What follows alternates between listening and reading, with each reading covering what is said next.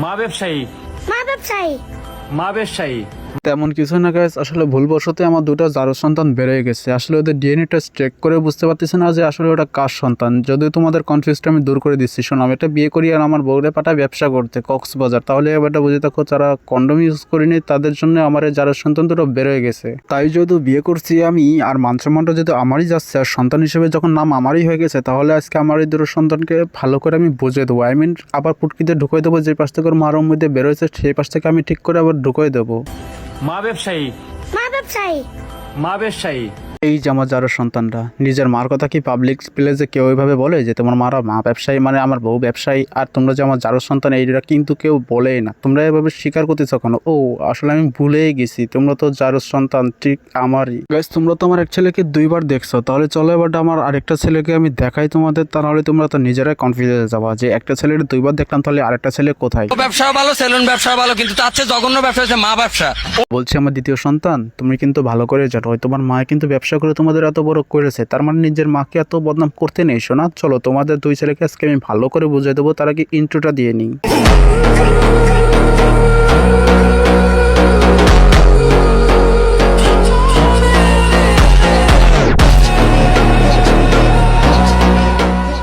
Guys, তোমরা কি আসলে ধরে নিছো যে এই দুটো সন্তান আমার? তাহলে তোমরা ঠিকই ধরেই নাও যে এই দুটো সন্তান আমার। চলো আমরা 99+ চলে যাই, তাহলে তোমরা বুঝতে পারবো যে আমার এই চার সন্তান দুটো কিভাবে আমি ডেলিভারি করছি আর ওর মা কিভাবে ব্যবসা করে শুরু করছে। সো গাইস, আমি 99+এর দিকে চলে যাই কক্সবাজার। আমার একা একা খুব বিরক্ত ফিল হচ্ছিল, যার কারণে আমি কক্সবাজার চলে গেলাম। দেখলাম যে সুন্দর একটা মেয়ে যাচ্ছে, তো আমি জিজ্ঞেস করলাম যে তোমার বাসা কোথায় বা তুমি কোথায় যাচ্ছ? তো বলতেছে আমি এখানে টিপ খাটি।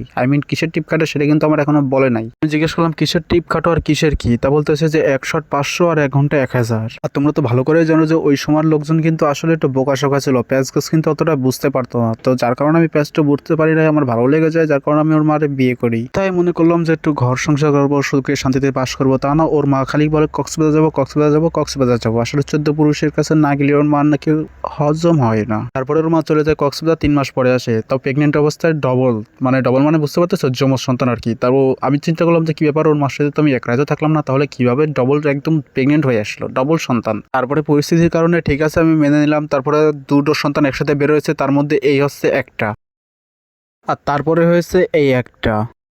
আর তারপরে গাইস, এই খাঙ্কির পোলাকে জন্য কোনো জায়গায় মুখ দেখাতে পারে না। খাঙ্কির পোলা খালি মানুষের পুঙ্গায় আঙুল দেবে আর মার কথা বলবে যে নিজের মা ব্যবসা করে, নিজের মা ব্যবসা করে। এই খাঙ্কির পোলা দুটো নিয়ে আমি আছি খুব বিপদে। এই খাঙ্কির পোলা এখন না গেছে আবার ওমর অন ফায়ারের পিছনে। তাহলে বলো এই মাদার চোদ্দ দুটোর কি করা উচিত? তার মধ্যে আমার এই যার সন্তান দুটো হচ্ছে টিকটকার। একজন হচ্ছে মাকে ব্যবসায়িক, মানে ওর বউ দিয়ে ব্যবসা করে, আর একজন হচ্ছে মাদার চোদ টাক নেশাখোর ডেন্ডিখোর, প্রতিবন্ধীগিরি করে সারাদিন টিকটকের মধ্যে বসে। সো গাইস, চলে ওটা বাবার ক্যারেক্টার থেকে বেরোয় এসে রোস্টিং ক্যারেক্টারে ঢুকি। আসলে এই মাদার চোদকে সমস্যা কি সেটা আমি তোমাদের ভালো করে দেখাবো, সবকিছু তোমরা বুঝতে পারবা।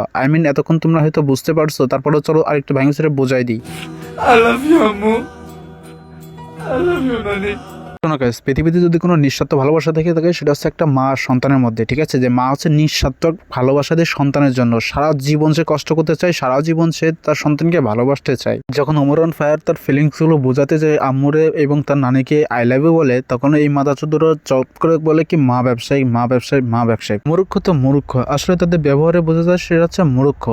তার বাপের আর তার মার যদি গাইডলাইন থাকতো তাহলে নিশ্চয়ই তারা মা নিয়ে কথা বলতে আসতো না অনলাইনে। আমার মনে হয় যে তার মারা সত্যি ব্যবসায়িক ছিল, যার কারণে সে অন্য মাদের নিয়ে কথা বলে। সবচেয়ে বড় কথা হচ্ছে যে উপর দিকে থুতো মারলে নিজের গায়ে পড়ে, তাহলে ওরা বুঝতে পারবে। আর এতদিন হয়তো বুঝে ফেলেছে, যদিও এটা 2-1 দিনের আগে কন্টেন্ট, তারপরে আমি পরে বানাইতেছি, কেননা আমি খুব অসুস্থ, তোমরা ভালো করেই জানো। তাদের কি এক ফোঁটা বাঁধলো না, বুকটা একটু কাঁপলো না যে এই কথাগুলো বলতে? মা জিনিসটা হচ্ছে মা, এক নামের শব্দ হচ্ছে মা। সে মাটা নিয়ে কিভাবে একটা বাজে কথা বললো যে মা ব্যবসায়ী।